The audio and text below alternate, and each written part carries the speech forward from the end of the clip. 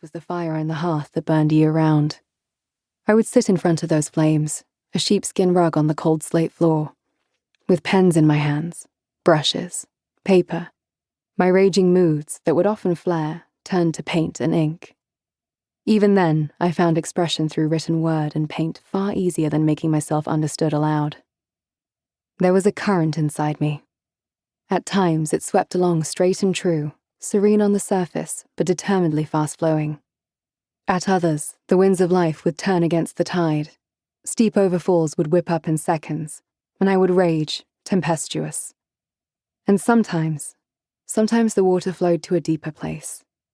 A place where I could still see the light streaking through from the surface, and yet I felt compelled to stay quiet in the dark. This is, my nature. Days and years added length to my limbs, strength to my muscles, and all the while, the salt song grew louder.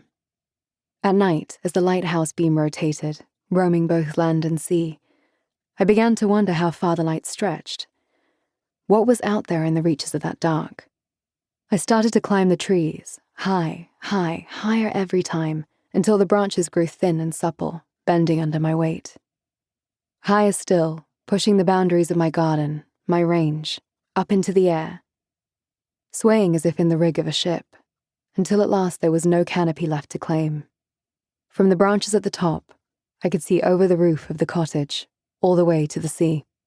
It wasn't long before I started to climb out of the attic room windows, onto the roof slates themselves for a better view. Once every corner of the cottage, inside and out, had been explored, I started to wander further, venturing past the hedges frothed with blackthorn blossom that bordered my home. Red kite, sky blue, gorse yellow. These were the primaries of my landscape. There were two paths to the sea. One ran along the borders of pastoral land, tamed and grazed by shaggy tack sheep, wisps of their wool flying on the barbs in the wire. The other had a more rogue nature, a stone wall-lined lane, thick with ferns and navelwort, lush dark green against grey, falling away to hawthorn, with its tiny red lanterns that would ripen and burn hope into the landscape all winter long. At the top of the lane, through the gate, the landscape opened out, gorse and bramble ready to snatch its skin.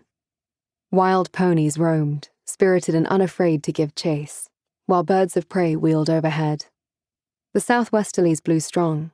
The entire Irish Sea laid out in front of you, vast and shimmering, light, dark, stormy, still.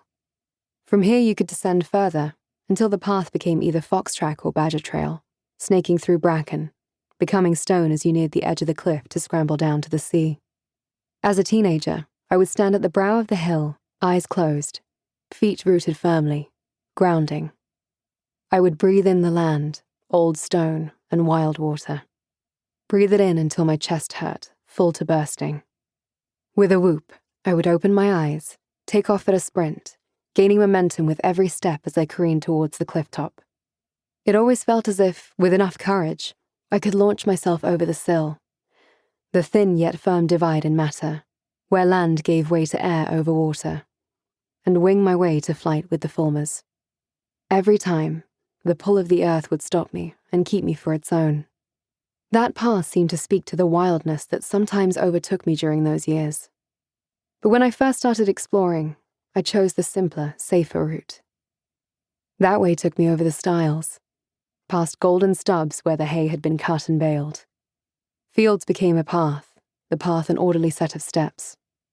A stone bridge crossed a stream, fresh and flowing towards the salty expanse. I came to know the coast here in all its many moods, but the constants were the long reach of St. David's Head, stretching west, a tidal race rushing around the point. On the horizon, the rocks and islets known as the Bishops and Clarks. North Bishop lying like a sleeping giant in the ocean. South Bishop with its lighthouse and accompanying keeper's cottage. Ramsay Island was closer, only a few miles away, laid out towards the southwest.